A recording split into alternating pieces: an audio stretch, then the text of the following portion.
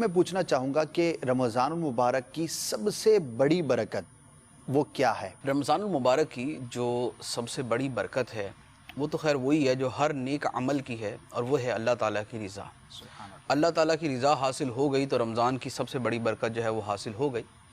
اب اس کے ساتھ دوسری بات یہ ہے کہ رمضان کی برکتیں وہ بھی ہیں کہ جو خود اللہ تعالیٰ نے قرآن پاک کے اندر بیان فرمائی۔ مثال کے طور پہ رمضان المبارک کی ایک برکت تو اللہ تعالیٰ نے خود بیان فرمائی، لعلکم تتقون، کہ تم پہ روزے اس لیے فرض کیے گئے تاکہ تمہیں تقوی نصیب ہو جائے۔ تو تقوی کا نصیب ہونا یہ رمضان المبارک کی وہ برکت ہے کہ جو خود اللہ تعالیٰ نے قرآن پاک میں بیان فرما دی۔ یہ رمضان کے روزوں کا مقصد بھی ہے اور یہ اس کی برکت بھی ہے۔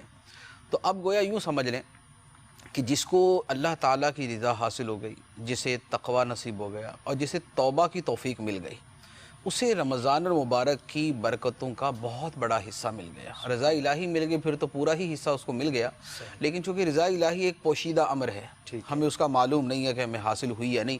ہمارا حسن ظن ہوتا ہے عبادت کر کے کہ اللہ تعالیٰ ہم سے راضی ہوگا، لیکن جو بقیہ دو چیزیں ہیں یعنی تقوی کا حصول اور توبہ کی توفیق۔ تقوی کا حصول کا مطلب یہ ہوا کہ گناہوں سے وہ بچنا شروع کر دے، اور توبہ کی توفیق کا بھی تقریباً اسی طرح کا مطلب بن جاتا ہے کہ سابقہ گناہوں سے توبہ ہے، آئندہ نیکیوں پر عمل ہے، گناہوں سے بچنا ہے، اپنے گناہوں پر شرمندگی ہے۔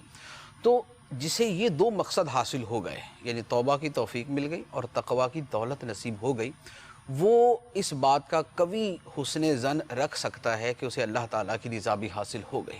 تو گویا اللہ تعالیٰ کی رضا ایک ہڈن چیز ہے، پوشیدہ چیز ہے، لیکن یہ جو دو چیزیں یہ آبویس ہیں کہ نظر آتی ہیں، تو یہ جسے دو ظاہری چیزیں نصیب ہو گئیں اسے گویا اللہ تعالیٰ کی رضا بھی حاصل ہو گئی۔